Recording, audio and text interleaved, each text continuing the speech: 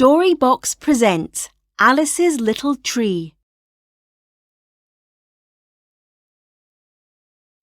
High up above the city on the 15th floor, a little tree grew. Its leaves fluttered in the breeze through the window, but its roots stood firm in its pot. It was a perfect little tree, and Alice was a perfect little baby. While Alice grew and grew, her mum cut leaves off the little tree to stop it growing too much. The little tree sat safely in its pot on the windowsill.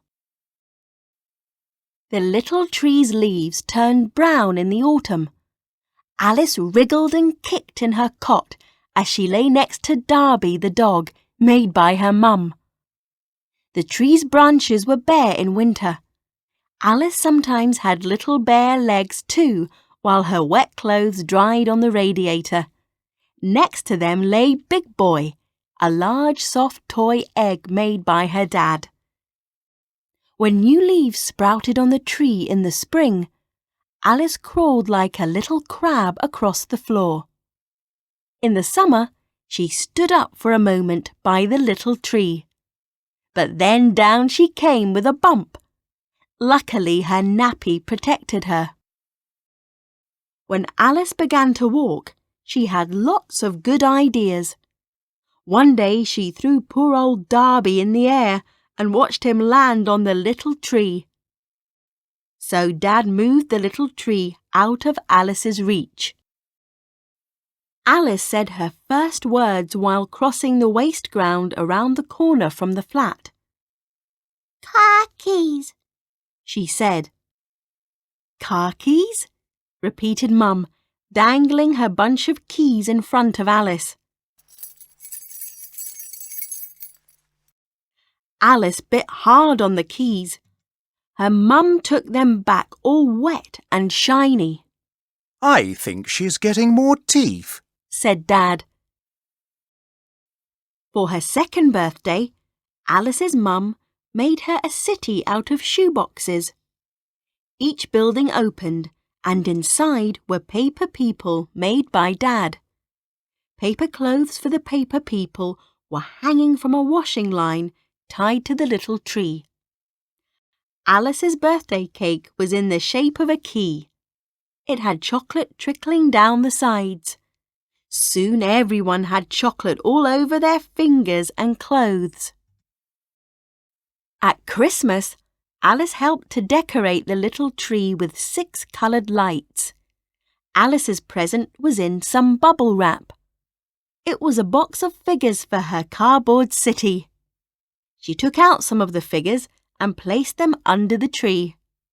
There was a man in a suit, a woman in a hurry, a railway porter, a goat, and a brown plastic bear. "But this is the best bit," said Dad. "You jump up and down on the plastic bubbles and make them pop."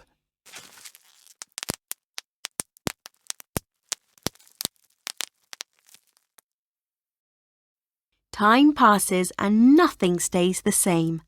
Alice grew bigger.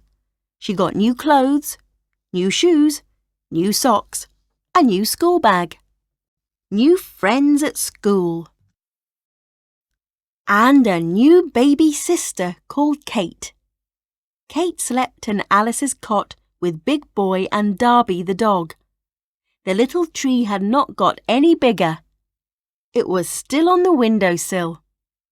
One day, a pigeon tried to nest in the tiny tree.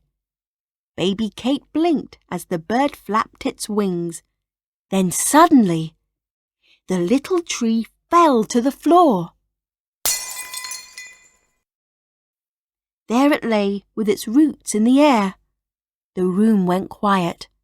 Then Dad picked up the little tree and said, "Follow me." They went down 15 floors to the street. Alice took a spoon, Mum took a broom, Dad took some water, and of course Baby Kate. They crossed the road. Dad moved all the rubbish to one corner of the waste ground. They made a hole with the spoon and gently placed the tree in it. Mum watered the tree. The little plastic people and the bear were in Alice's pocket. She set them down under the little tree. Oh dear, that little tree's probably going to come to a sad end, said Dad. Or maybe this is a happy beginning, said Mum. Alice was now tall enough to push the lift buttons herself. She liked the way they all lit up. That was long ago. Now Alice and Kate are grown up and have children of their own. They bring the children to visit Grandma and Grandpa. They all meet under the little tree that has grown big at last, with birds' nests in its branches. The end.